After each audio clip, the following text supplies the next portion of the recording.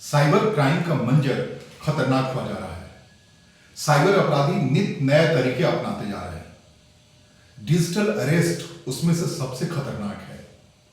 भारत सरकार के आंकड़े के मुताबिक पिछले 3 महीनों में डिजिटल अरेस्ट के जरिए साइबर क्रिमिनल्स ने तकरीबन 120 करोड़ रुपए की उगाही कर ली है।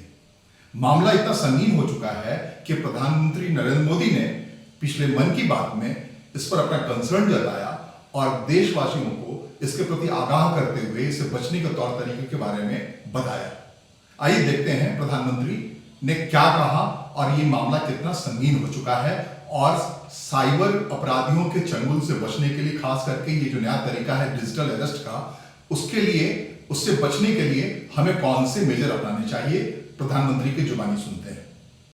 आइए मैं आपको बताता हूं ये फ्रॉड करने वाली गैंग काम कैसे करती है। ये खतरनाक खेल क्या है, आपको भी समझना बहुत जरूरी है, औरों को भी समझाना उतना ही आवश्यक है। पहला दाव, आपकी व्यक्तिगत जानकारी, वो सब जुटा करके रखते हैं। आप पिछले महीने गोवा गए थे, है ना? आपकी बेटी दिल्ली में पढ़ती है ना? वे आपके बारे में इतनी जानकारी जुटा कर रखते हैं कि आप दंग रह जाएंगे। दूसरा दाव, भय का माहौल पैदा करो। वर्दी, सरकारी दफ्तर का सेटअप, कानूनी धाराएं, वो आपको इतना डरा देंगे, फोन पर बातों बातों में आप सोच भी नहीं पाएंगे। और फिर उनका तीसरा दाव शुरू होता है। तीसरा दाव, समय का दबाव। अभी फैसला करना होगा, वरना आपको गिरफ्तार करना पड़ेगा। ये लोग पीड़ित पर इतना मनोवैज्ञानिक दबाव बना देते हैं कि वो सहम जाता है। डिजिटल अरेस्ट के शिकार होने वालों में हर वर्ग, हर उम्र के लोग हैं। लोगों ने डर की वजह से अपनी मेहनत से कमाए हुए लाखों रुपए गंवा दिए हैं। कभी भी आपको इस तरह का कोई कॉल आए तो आपको डरना नहीं है। आपको पता होना चाहिए, कोई भी जांच एजेंसी फोन कॉल या वीडियो कॉल पर इस तरह पूछताछ कभी भी नहीं करती। मैं आपको डिजिटल सुरक्षा के 3 चरण बताता हूं। ये 3 चरण है: रुको, सोचो, एक्शन लो। कॉल आते ही रुको, घबराए नहीं, शांत रहे, जल्दबाजी में कोई कदम न उठाएं, किसी को अपनी व्यक्तिगत जानकारी न दें। संभव हो तो स्क्रीनशॉट लें और रिकॉर्डिंग जरूर करें। इसके बाद आता है दूसरा चरण। पहला चरण था रुको, दूसरा चरण है सोचो। कोई भी सरकारी एजेंसी फोन पर ऐसे धमकी नहीं देती, न ही वीडियो कॉल पर पूछताछ करती है, न ही ऐसे पैसा की मांग करती है। अगर डर लगे तो समझिए कुछ गड़बड़ है।